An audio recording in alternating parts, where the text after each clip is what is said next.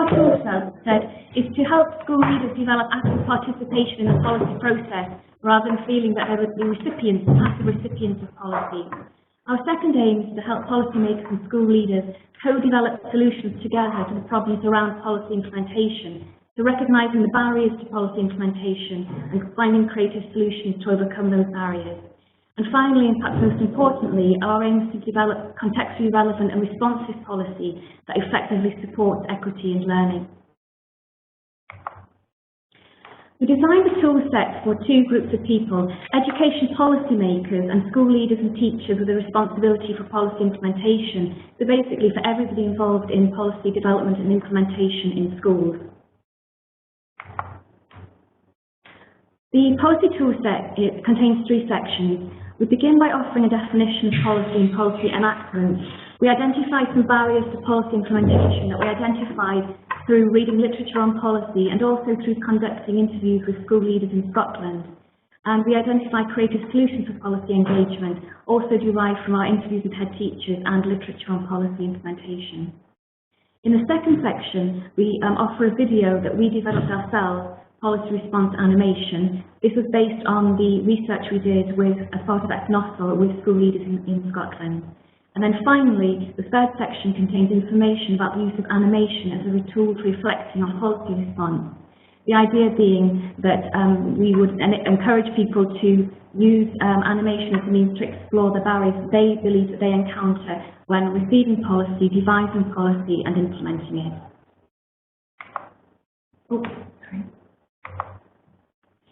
So in part one, we draw upon the literature on policy to offer a definition of policy as a process that brings certain ideas into practice through the selection of goals.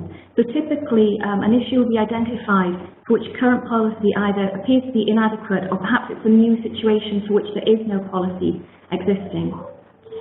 We also draw upon the literature to put forward the argument that policy isn't simply given to us and implemented, but actually that we play a role as when we receive policy in interrogating and interpreting it through a process described as creative social action. So at the point at which we receive policy, we begin this process of interpreting the policy document, and so what is applied is not simply an application of policy as it stands, but has always been created and modulated by school leaders. We also talk about barriers to policy implementation. So, for example, in our interviews with head teachers in Scotland, we found that they said that sometimes policy language is problematic. It's overly complicated, the policy documents are too long, they simply don't have time or energy to sift through the policy and try to work out what it's saying. Sometimes, too, they find that the policy is about issues that they feel aren't relevant to their day-to-day experience, don't resonate with the problems they're encountering in schools, and feel just too far removed from them. And then thirdly, we found that school leaders sometimes feel that because they haven't been consulted, they feel a little bit alienated from the policy, as though they're being directed and told what to do, rather than listened to and consulted as part of the design of policy.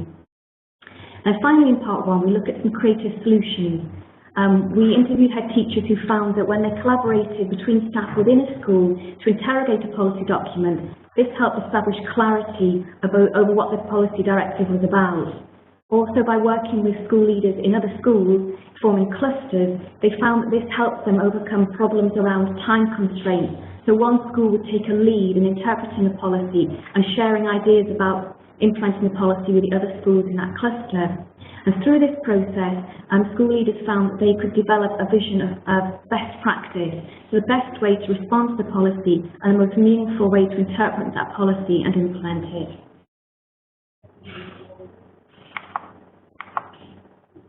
To help illustrate what we mean within the booklet, we've offered some vignettes to describe the three things we're talking about. So we begin with an example of a policy need, and we use the example of ChildNet's recent report on self-harm and cyberbullying. So ChildNet International identified a new problem of self-harm websites that are encouraging self-harm in the UK, and a worrying increase in this. ChildNet International has been consulted by the UK government before, and they've been tasked with consulting with school leaders and parents groups to develop policy on cyberbullying. So it's quite likely that the government will respond to their recent report by commissioning either ChildNet International or another group to develop policy in consultation with school leaders and parents about this new concern. In the second vignette, we offer an example of policy barrier. Back in 2001, the UK government produced a policy document, Schools in Challenging Circumstances, which appeared to blame school teachers for failing schools. This angered and dismayed a lot of head teachers who interviewed by Lupton in her paper of 2005. They felt demoralised by this policy, alienated from it, because the policy didn't recognise that schools in challenging circumstances direct a lot of resources to pastoral support, and that they therefore lacked resources to direct into classroom instruction. Therefore, in national tests, their schools underperformed, but arguably they were responding to the challenges of their circumstances correctly. And finally, we provided a vignette on creative social action. The Australian government in 2009 issued policy on social justice. One school went way above and beyond this policy recommendation in forming an equity action group. This group involved the school leader, school teachers, auxiliary staff, parents and members of the wider community in a really creative process of weekly meetings and discussion about how they would support children for whom English was a second language. So these were children who had recently joined the community or were from marginalised groups within the community, and the work that they produced was really impressive and arguably a very creative response to policy. So in the toolset, we provide a summary of policy response. So we claim that policy response is made to issues that require action. It doesn't tell us what to do, but it does offer guidance, and often policy documents set the goals. Policy which doesn't fit with educators' experiences in schools or isn't really fit for purpose becomes difficult to implement, and we therefore argue that policy is best developed through consultation with school leaders so that policy resonates with their interests and is fit for purpose within their context. And then we say that successful policy response involves communication and participation, not just between teachers but with other schools and the wider learning community, to co-create this vision of how we might meet pupils' emotional, social and academic needs. So co-creating, co-designing solutions to social justice issues. And in part 2 of the toolset, we offer a short video that we developed based upon interviews with school leaders in Scotland. And so the film begins with the identification of the policy goals, which we represented with a trophy. And then the teachers had identified some barriers to policy implementation, which they said included old ideas, so teachers wanting to cling to old ways of doing things. So we represented these with the cobweb and skeletons that you'll see in the animation. The school leaders talked of a fear of change, which we represent with the image of a shark, so not wanting to do things differently, and a fear of engaging with policy that might make them feel uncomfortable because it was so new. And then, perhaps most importantly, the school leaders identified day-to-day workload pressures as the biggest barrier to policy implementation, which we've represented by bushes, sort of growing up organically all around the school teachers. So in our little story that we were about to show you, the teachers enter the maze and are held back by these barriers, but working together they're able to confront the barriers using resources which we represent with the bicycle and the broom, and pooling their collective knowledge, and they're able to move forward and reach their goal of the policy trophy. So I'm now going to show you the animation. Just one moment.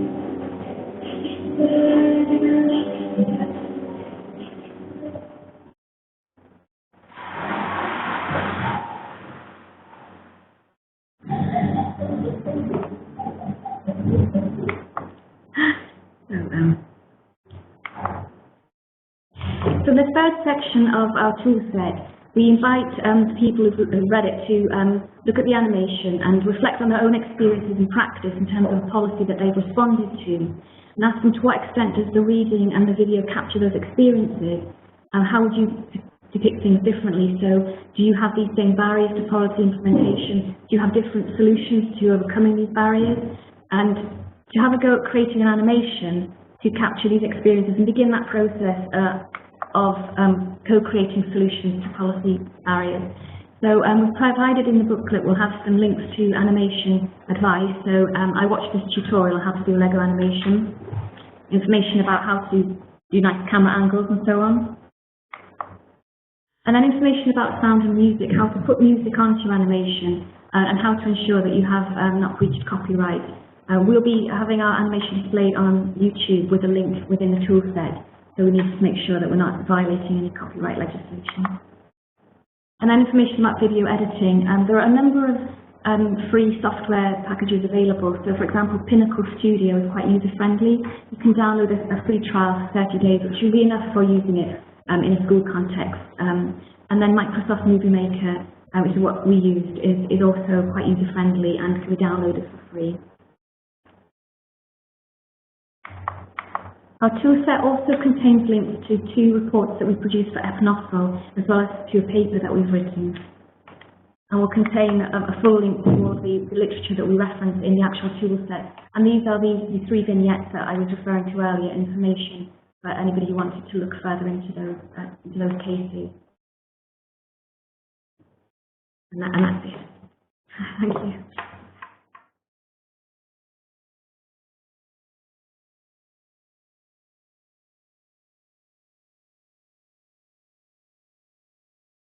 Well, Adele, I'll go ahead if that's okay with you. Good afternoon from Scotland. It's Norrie McKay here. In footballing terms, I am the 3rd substitute. I think Tom Hamilton can't be here today, and Gillian Hamilton can't be here either. So I've been asked to present to you. So hello from Scotland. Very interesting listening to Durham there. Nice to see Durham Cathedral in the background. I've sung there a few times. And interesting to hear about Scottish head teachers from Carl and from Sophie being distant and disengaged from policy. I'm going to give you a case study here from the General Teaching Council for Scotland, in which we tried very hard to engage people in the formation of policy and the implementation of it. The General Teaching Council in Scotland, as you may know, Scotland has its own education system, distinct in the United Kingdom, and in Scotland teachers are registered with the General Teaching Council, and the council comprises 37 members, 19 of whom are directly elected by teachers. And therefore, I'm an officer of the council, and I need to work to what the council wants me to do. So there's a creative tension between officers and council members, as one frequently comes across. The General Teaching Council is based in Edinburgh, and it's 3 principal roles by way of studying the context for this discussion today. We are completely independent of government. We think we may be the oldest teaching council in the world, established in 1965, but we are inviting challenges from any other council who thinks they're older. Please come and take us on, and we'll have a good fight with you. In 2012, the General Teaching Council became entirely independent of government, no longer a government agency, although we, of course, work in partnership with government. So in Scotland, every teacher must be registered with us in order to practice in any publicly funded school, and even in the private sector in Scotland, about 90% of teachers are registered with us. We have an accreditation programme, so in Scotland there are 8 universities who provide teacher education. One of our jobs is to quality assure all initial teacher education courses. We accredit them, and we regulate the profession by means of standards, competencies, and so on. And we also have a variety of different functions in promoting professionalism. I'm going to talk to you today about the standards for teachers in Scotland and how they were revised a few years ago and what the process of that was and what implications it has, in fact, for our work today. There was a major report in Scotland in end of 2010 to beginning of 2011 by Graham Donaldson called Teaching Scotland's Future. And the gist of it is, or was, that teachers must be learners for all of their professional careers, from the moment they start as a student teacher until the moment they finish teaching. This was the argument behind Teaching Scotland's Future, and there were radical proposals about the journey from student teacher right through to head teacher, or as far as you want to go. So this report was highly influential, and it made a number of recommendations regarding teacher education, regarding standards, regarding leadership, and regarding equity. And the General Teaching Council had a major role to play in implementing many of the recommendations in the report.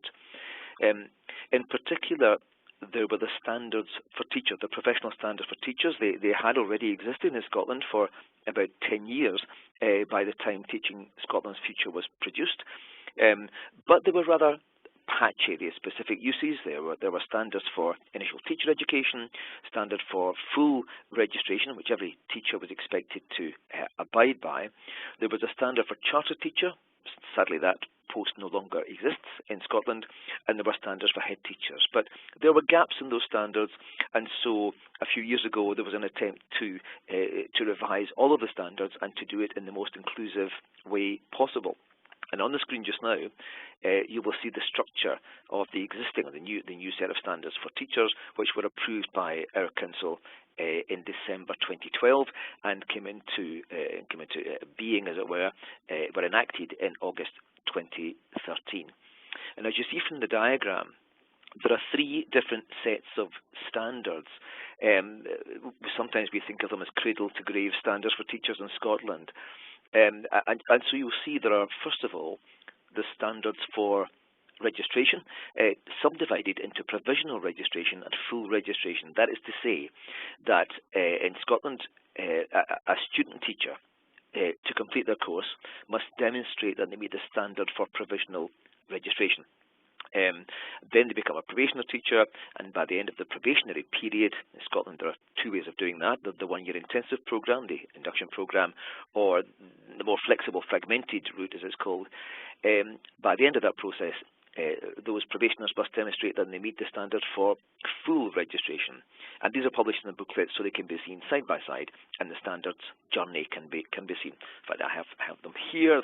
We can have them in little booklets like this, and of course they're online and all the rest of it.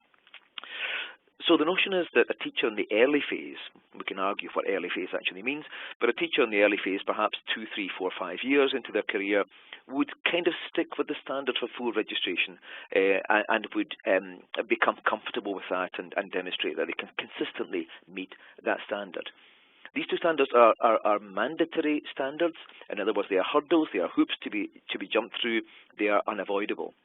The other sets of standards beyond that, though, are aspirational in nature.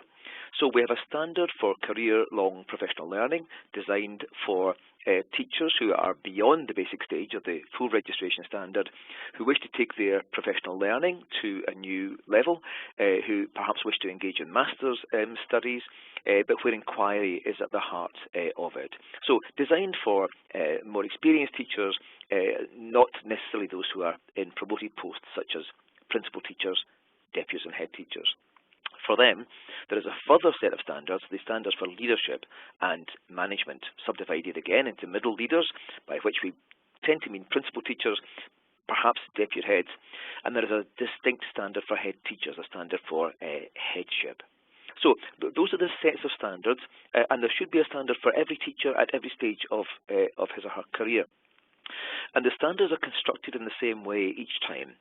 Right at the core, right at the heart of the standards, no matter which one you choose, there are professional values and personal commitment, the very things that make us the individual teachers that we are.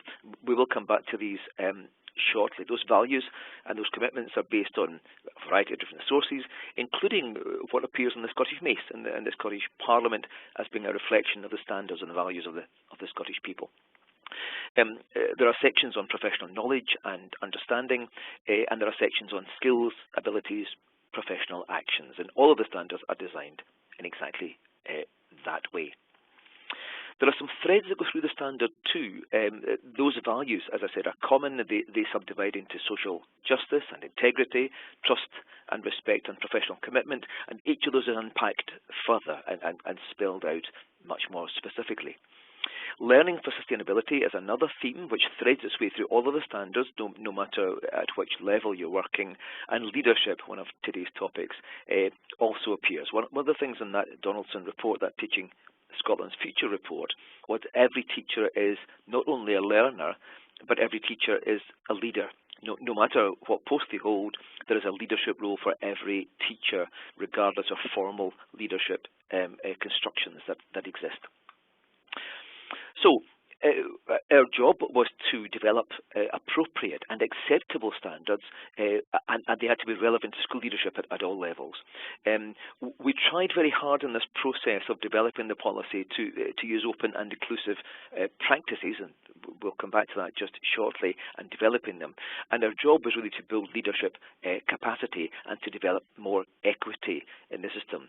Social justice is a very strong theme in Scottish education, and therefore equity has a central role in it as well. So those were the kind of policy areas we were looking at.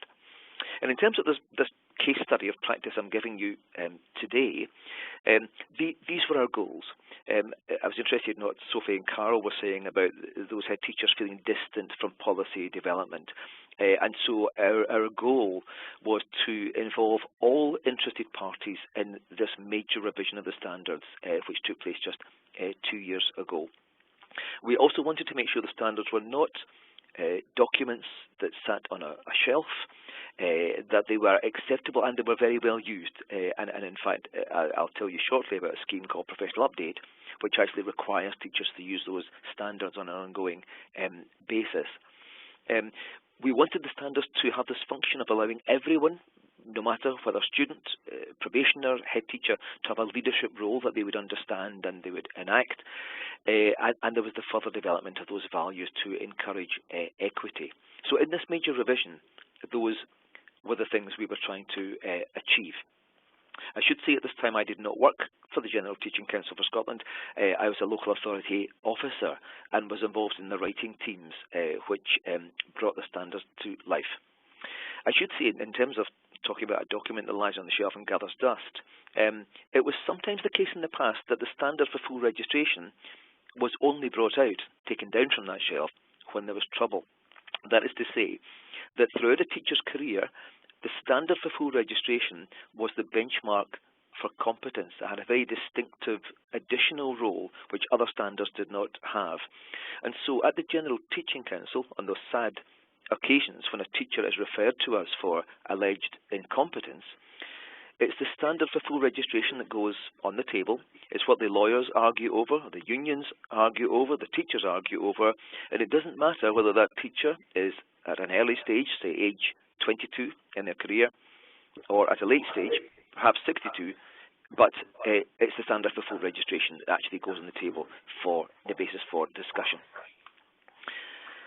The initiators in this whole process, well, we deliberately asked for many diverse voices to be brought together to seek a consensus. So there was a steering group which was very broadly based indeed. Tom has given me a note of who was on that steering group, and it was very wide-ranging. Inspectors of education were on it. The independent school sector were represented. This is very small in Scotland. Perhaps only 4% of our pupils attend private schools, but they were represented too. Local authorities, such as I was at that time, and employers. Non-governmental organisations were there. Parent organisations were there. The unions were involved. Social work department, training providers, universities, government, and so on. So the steering group was very broadly based indeed. The Scottish Youth Parliament were also represented on it. Then, beyond the steering group, there were 3 writing groups, and I was a member of one of those. And again, the idea was to bring diverse groups together to create the dynamic for the revision of the standards. So teachers were on that group, of course, head teachers, probationer teachers, local authority people like myself, university staff, some union representatives too. And we had some extremely interesting discussions, as you can imagine, with all those voices being around the table, and some very creative tensions in there. I remember at one point reaching an impasse as we came to the standards to do with assessment, and what was expected of a student in the provisional standard, and what would be expected of a fully registered teacher in the full standard. And disagreement led to me and a university member of staff being locked in a room and being told not to come out until we'd resolved it. It's amazing what that locking in can actually do. But we did resolve it in the end, and sometimes I underestimated what students can do, sometimes I overestimated what they could do. A very creative process, I must say. Part of the process also involved being out and about around Scotland, meeting face-to-face with teachers. Scotland, small nation, but very disparate geography, and so the team were out and about there. Social media widely used in this consultation too, and especially with the unions near the end of the process to help teachers to engage with the standards. We brought the unions together, and they worked with me, in fact, in looking at how teachers could access more easily these standards and use them in a productive and helpful professional learning way.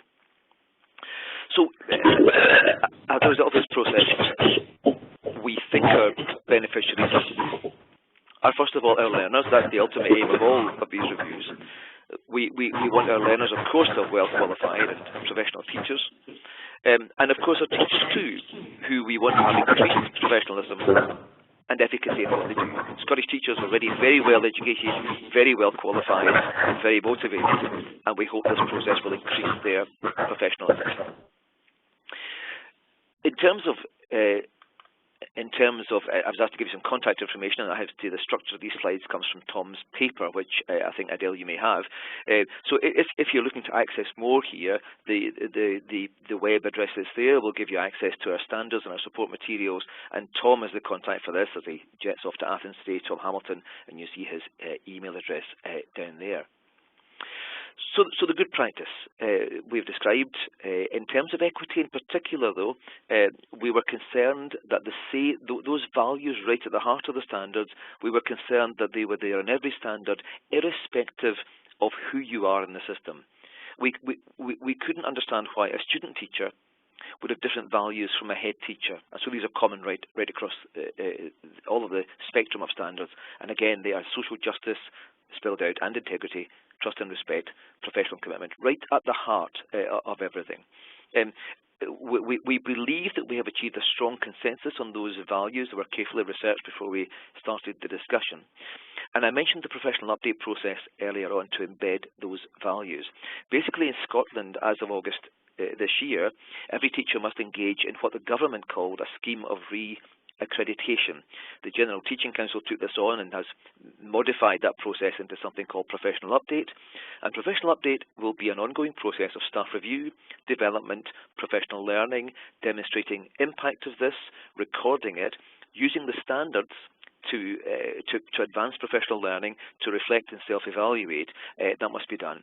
And every 5 years, every teacher must make a professional declaration to us that they've engaged in that whole process. Their manager must confirm the declaration, and when that process is completed at the 5-year stage, then each teacher's registration with us is renewed for a further 5 years. So the standards will be very much embedded as an ongoing part of a teacher's life in Scotland. And part of that, of course, will be that there is a leadership role for every teacher, irrespective of where they are in the structure of education in Scotland. we think we've done our best in terms of developing this policy, in terms of engaging people, in terms of listening to them and working with them to make these things work. And of course we've been doing some research and evaluation as the process has gone on. In the first round of the pilot phase of Professional Update, it was looking to us as if maybe around 50% of teachers were aware of the standards and were using them. In phase 2, and we're just completing that piece of research just now, it's looking as if we have a hit rate, as it were, of around 80% of teachers now engaged with and using the standards. And with the national rollout of Professional Update, we're hoping that increases further.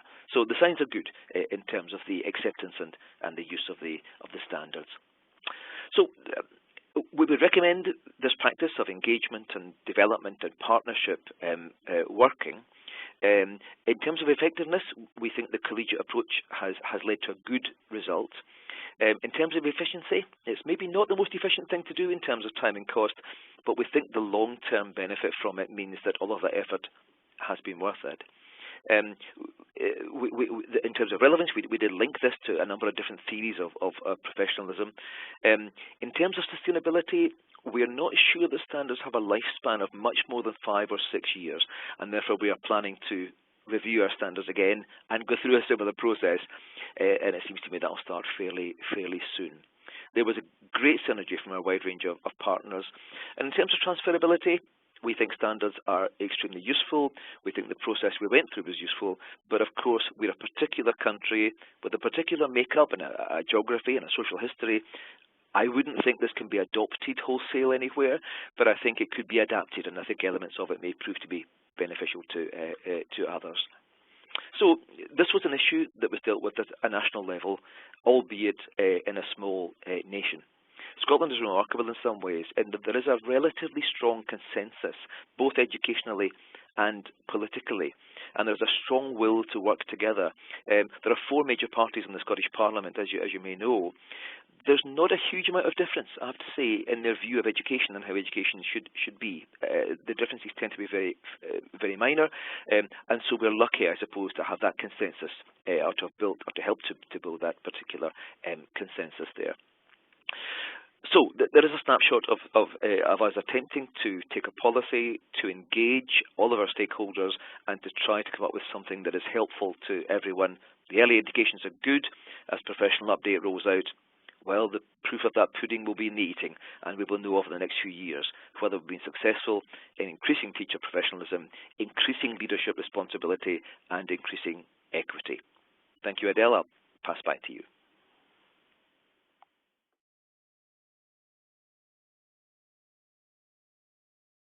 Three different focus areas. The session of today has been focusing, or should be focusing, on 3 main questions. And these 3 main questions, as you probably have been able to read, are first, how can policy making to be viewed as a process for creative social action? Second question is, how can school leaders be supported in the policy-making process to develop contextually relevant and responsive policy? And the third one is, how can reviewing the teacher education standards in Scotland contribute to the promotion of leadership and to the improvement of issues of equity across all the standards? So this is a little bit the focus questions of today. I would like to invite you all to come up with the questions, and this is simply done through the chat icon that you have on the right hand side of your screen. You see a little icon saying chat.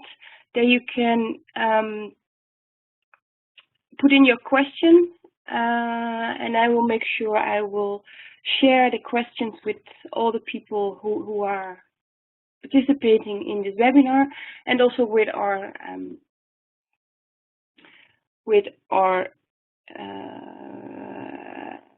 presenters today, or our speakers. First of all, maybe I have a question, and this is the first question that I would like to ask to Sophie and Carl, taking advantage that I'm moderating this. And maybe in the meantime, if you have questions, chat them to me, and then I will make sure that the question is asked. Yes, I found it very interesting to listen to you, Sophie and Carl. And I thank you very much for sharing your experiences and linking the policy needs with the reality. And I think you have shared with us some practical tools. Also, you have underlined the importance of the participation of school leaders and teachers, the importance of communication and co-designing solutions, the importance of working together and pulling coactive knowledge. The question is, if you reflect on the way, on all these important key factors, making the link with policy, is there a lesson learned that you can also forward to our EPNoSL network? The question to Sophie and Karel. Hi. Hi. Thank you for your question. Yeah, I think the discussion and consultation is probably the key message. When policy makers implement policy and they haven't co-developed it with school leaders, and I do understand that the General Teaching Council of Scotland is consulting with school leaders, it can sometimes work if it just happens to resonate with school leaders' interests and what's happening. But equally, it can miss the mark quite widely and leave teachers feeling puzzled as to why they're being asked to implement yet another policy because they haven't been consulted and it doesn't particularly strike them as relevant. So rather than guessing what might be relevant in the educational context, I think the fundamental process of policy development should begin with consulting what do school leaders and teachers feel is relevant, what are they looking for as solutions. So using that example of the cyberbullying and self-harm, this will be a very relevant issue to some schools who are already dealing with this. For other schools, it may be something they've not encountered and they're not sure about. And the best way to develop a solution, a policy to implement that's meaningful for schools, is to consult with school leaders and parents groups to find out what's really happening on the ground, rather than relying on data that's been gathered from a national context, and then saying, well, in regional context, you're all going to apply this one-size-fits-all policy. I would add that I think that it's important that policy development is not simply either top-down only or bottom-up only. It's important that there's a synergy, a connection between the two, so that it is a negotiated process of development and ownership. Yeah, thank you, Carl. So I hear keywords like consultation, not top-down, and dialogue. So that's very good. Thank you for responding to that. In the meanwhile, I would like to ask a question to Norrie.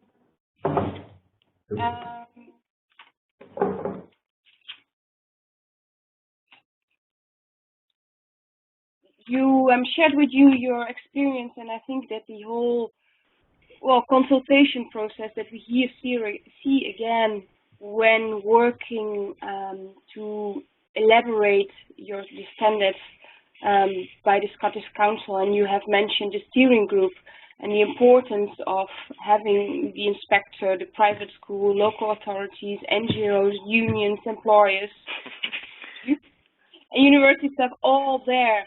I think the exercise is very interesting, and it's indeed the heart of making sure that everybody is taking responsibility and feeling the need for the outcome.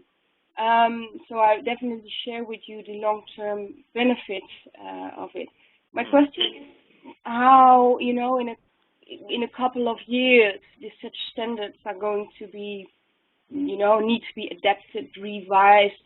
How does it work in practice? Is there a way of updating the standards that I said, or is there a yearly revision? How does it work? I would echo what Carl and Sophie said, of course, about consultation and discussing and listening to people and trying to develop policy that way. To answer your question directly first, I think I said to you that we think standards have a shelf life. There is a limit to how long they'll be relevant for.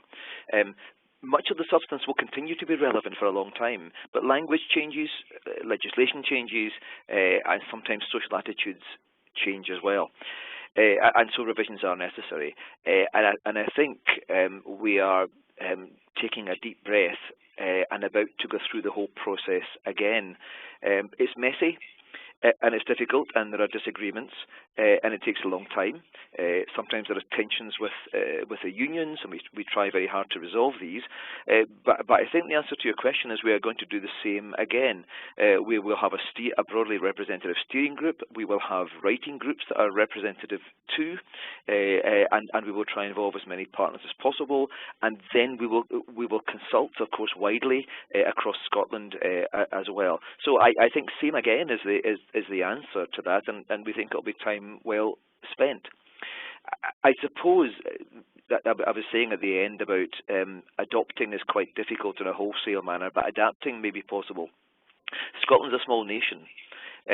Lots of people in education know each other, and that can be a good thing, and sometimes it can be a bad thing.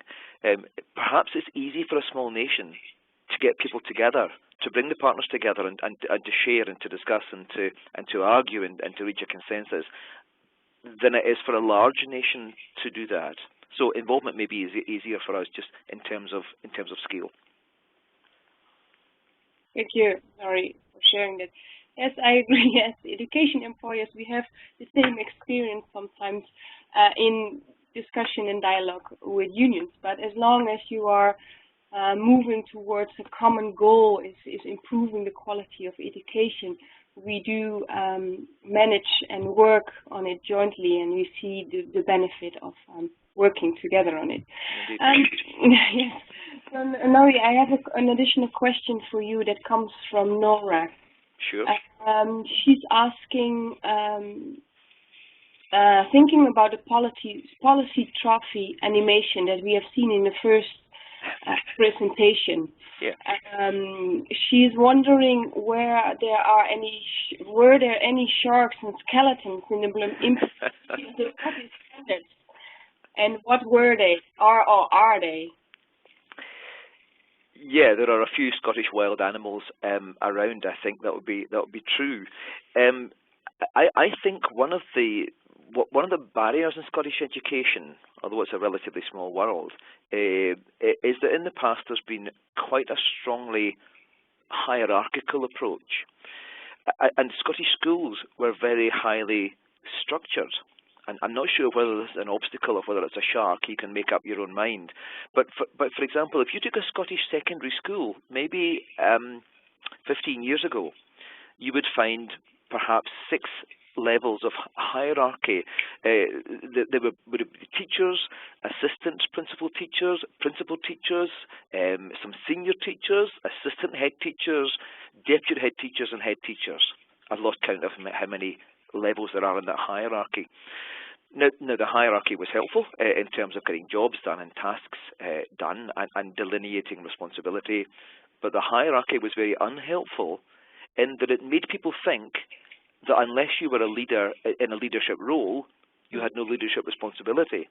And so since then, as I was outlining to you now, there are many fewer promoted posts in the hierarchy, and everyone is expected to have a leadership role, not just those who have a leadership title. So I think Scottish hierarchies were a problem. Our unions, of course, fight for their members' interests as exactly they should be, but I have to say to you that in the main they're very level-headed, very reasonable, and very much want the best for pupils too. So they're quite good at balancing pupil needs with teacher needs, I would say. I remember near the end of the standards revision, there was a really interesting a disagreement, I think, between what the main union thought and what the General Teaching Council thought, which is that we were insisting that this set of documents were standards, And some of the teaching unions argued that some of them were not standards, they were frameworks. And there was a very interesting philosophical argument about standards or frameworks. Now, in the end, an agreement was reached, and they were all called standards, but 2 of the standards are mandatory, and the other 3 are aspirational in nature. So there was a kind of resolution to it as well. Maybe those are a few of the barriers or bushes or sharks that were around in the Scottish system, which I hope are disappearing. Good, thank you for that. Good to hear that you managed to chase away those sharks and overcome. And a question still from my side to you, Norrie. You have also mentioned that this system cannot be, copy-paste transferable, but you might be able to inspire other organizations, other countries, and adapt the system towards a different national or regional context. I was wondering, inside the UK, how far this model is discussable, because maybe you can inspire the other parts of the UK. I don't think we'd be as arrogant as to do that. Bianka, the UK is a very diverse place, as you will know, and I think Scotland is very lucky to have the devolved power to run its education system, and that's quite distinct. I'm sure Sophie and Carol might speak more about the position in England, perhaps in Wales, and Northern Ireland, of course, has a teaching council. Wales has a teaching council. England has no teaching council at the moment. I suppose maybe we shouldn't look at structures, we should look at principles, and these principles of debate, discussion, consultation, and so on, I think are the key to it. I think I share that with my colleagues from Durham. Talking, discussing, and arguing are so important. But I think Carol said that in terms of policy, it shouldn't all be top-down, and it shouldn't all be bottom-up or grassroots either. There is some meeting in the middle, and I think that's right. Real life is like that. I reflect on the issue of professional update, which I mentioned briefly. Well, again, this was a government decision. It was legislation passed in 2011 and then given to the General Teaching Council to implement. And when it was brought in, the legislation called it a scheme of re-accreditation. And of course there were newspaper headlines in Scotland that this would be MOTs for teachers every 5 years, and in the United Kingdom an MOT is a car competence test that takes place every year. So there were scare stories going around, but this was policy that was enforced on the General Teaching Council. We had no choice in it. Our choice was how to implement it and develop it, and we did that pretty carefully in partnership with all of our stakeholders. So sometimes policy is like that. It's handed down and you make the best of it, or you make the most reasonable job of it. And sometimes policy emerges from the grassroots and is taken up, and we try to have it both ways. So the principles, I think, of consultation, of listening, of discussion, and coming to a conclusion, I think would be good ones for any system to adopt, regardless of other structures. Thank you for that, Norrie. May I go back to Sophie and Carol? Maybe as a question to Carol, because of your active involvement in EPNoSL. I think, well, reflecting on the way EPNoSL is working as well, different stakeholders, different policymakers, different associations, etc. What can we learn for our network as a lesson learned? For example, we avoiding the top-down approach that you were mentioning earlier. How can we take on board this collaborative way of working, making sure that what policy needs are reflected in the discussions? Thank you. I mean, I think there's two issues here. I think there's one which is what's the pan-European approach? In other words, how do we develop networks in a sense, which is the primary aim of the network itself, in terms of how do we develop those connections across particular countries, and that's a very difficult one. And I mean, in many ways, webinars such as this is serving and functioning in that way. In other ways, we have pan-European associations for parents or for trade unions, professional associations, and so on and so forth, which again have that ability to cut across European nation states. And I think the critical thing is in terms of those organisations being able to somehow map into the other pan-European organisations, so that you have parent associations across Europe talking to those trade associations or professional associations across Europe, talking to those school leaders associations across Europe. So I think that at one level there's some way of mechanism potentially using technology such as this to try and get that sort of dialogue happening. The other thing, of course, obviously, is this notion of subsidiarity, in a sense that what we're trying to do in many ways is, as Norrie's just said, is to map and identify the key sorts of principles. The idea then, of course, is that each nation state, through its own cultural, historical, social, political lens, interprets and moves forward on those particular principles in a way which they feel is possible, achievable, and correct for their own particular country and nation state. And so I hope, in terms of the sort of things that myself and Sophie have been developing, but also other colleagues have been developing, that those are tool sets which can be modified and utilised in a different way, in different contexts. So, for example, whereas our Lego animation looked like that in the context of our experiences within the UK and particularly in Scotland, then potentially the Lego construct might look markedly different if it was to look at policy response in Hungary, for example. So things will look different in different contexts, but that doesn't mean that Lego as an animation or other tool sets haven't got the mechanisms to get colleagues talking amongst themselves and to reflect amongst themselves how they can move policy forward.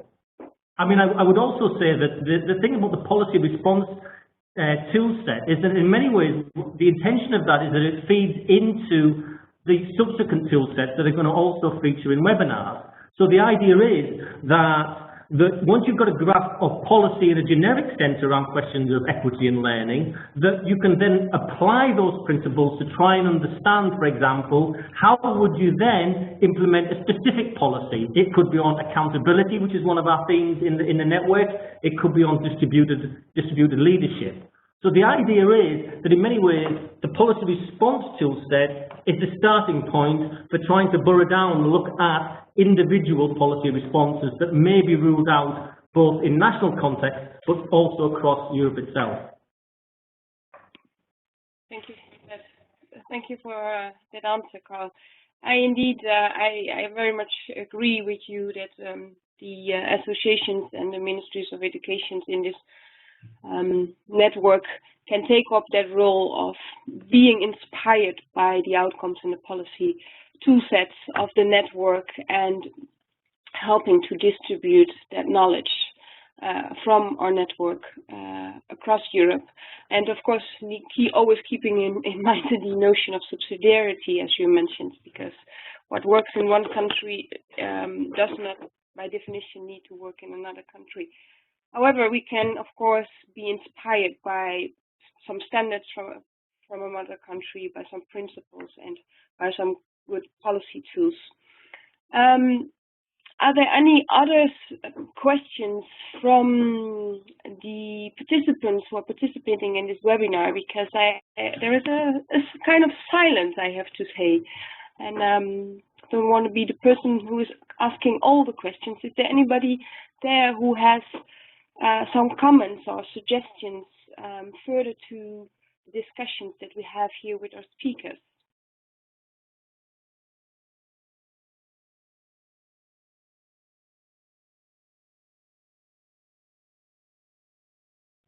Seems all very quiet. I don't receive any. Yes, I do receive now something. I receive again a comment from Nora Revi. She's mentioning it certainly would look different in Hungary. Yes, so we all know the situation at this stage. But sorry for going into your commentary. Nora is saying it certainly would look different in Hungary, but the goal of a network like EPNoSL is also to provide opportunities for different countries to reflect on. thank you. I agree with you on that, and thank you for sharing that. Any other comments from other any other of the participants? No more direct questions. Well, then it seems to me, first of all, that I think it was a very interesting meeting. Don't want to immediately close the session, but I would like to give all participants still 1-2 minutes for reflection before I close the sessions. Or any of the speakers want to come to a conclusion or finalize this meeting?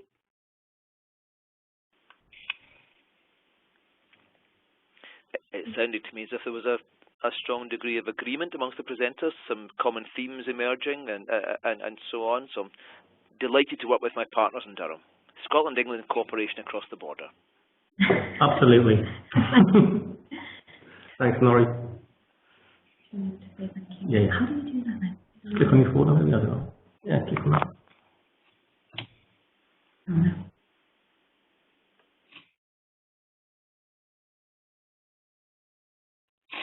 You wanted to... Hi, hello, can you see us now and hear us? Hi, Bianca, can we be seen? Yeah, I don't see you, but I hear you. Oh, hi. Hello, hi. We wanted to say thank you. We really enjoyed taking part today. And just the last thing I'd like to say is that the school teacher said to us, the easiest thing to do with policy is just to ignore it. And that's the great sadness. So you develop policy and then it can't be implemented, just nothing happens. And so ultimately we would like our tool set to help people really engage with policy to make sure that we are constantly supporting equity and learning for young people. Thank you. Thank you. Thank you very much, Sophie and Carl. Thank you for your contributions and your inspiring work. I also would like to thank Norrie, and it was good to work together with you. And thank you for all the other participants who were here. I thank Pavlos in Greece who made this possible. I thank Adele for the introduction, and I hope to see you in the next webinar. Thank you. Bye bye. Good afternoon.